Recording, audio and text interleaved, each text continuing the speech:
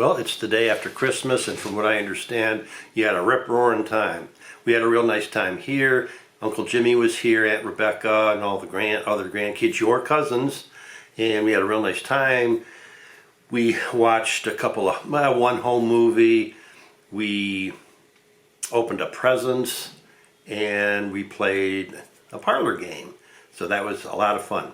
Okay, you have a Bible close by, I hope, because I'm going to ask Daisy to go to where she bookmarked Isaiah chapter 46, verses 9 and 10. And as soon as you get that Bible and those verses, I'm going to read them with you. All right, you're ready? It says, "Remember the former things of old, for I am God and there is none else. I am God and there is none like me, declaring the end from the beginning and from ancient times the things that are not yet done, saying, my counsel shall stand and I will do all my pleasure."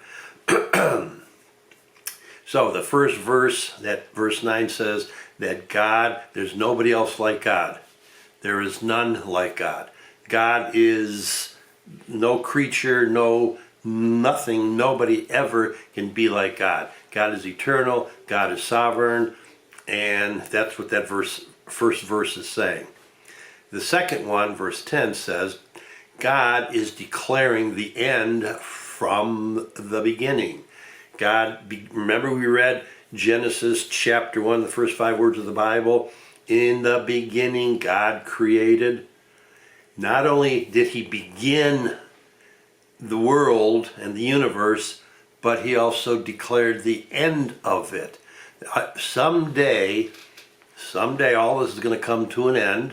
We don't know when that's going to happen, but he says what the beginning is going to be like and what the end is going to be like. In the mind of God, he already knows everything that's going to happen. We'll never know that because we're not God. Only God does. He declares the end from the beginning and from ancient times the things that are not yet done. So the things that are not yet done, which means tonight, tomorrow, a year from now, 10 years from now, could be 1,000 years from now. He knows what's going to happen. Why? Because he says, my counsel, my understanding of the way life is, my counsel shall stand. That means you can't knock it down. It's going to stand forever, what he says. And he will do all his pleasure. God is going to do with his creation whatever he wants to do with it. Now, it's real hard to take ordinary situations and try to explain eternal things, but I'm going to try. Daisy, you asked me to get you some army men, and I did. And one of those days you said, "Grandpa, play army with me." So I went in there. You had everything set up in your room. I can't remember what the colors are, gray and blue or something like that. You had the one color on one side and the other color on the other side. And I got down there and you told me kind of what the rules were. You had everything set up and we had a war. And it was your world. You decided who was going to shoot whom and who wasn't going to shoot. You decided in your mind who's going to win and who's going to lose. And God is like that. God created me. He created you.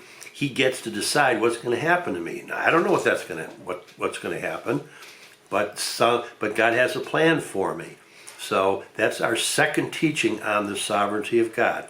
In the beginning, God created, and he decided in his universe what is going to happen.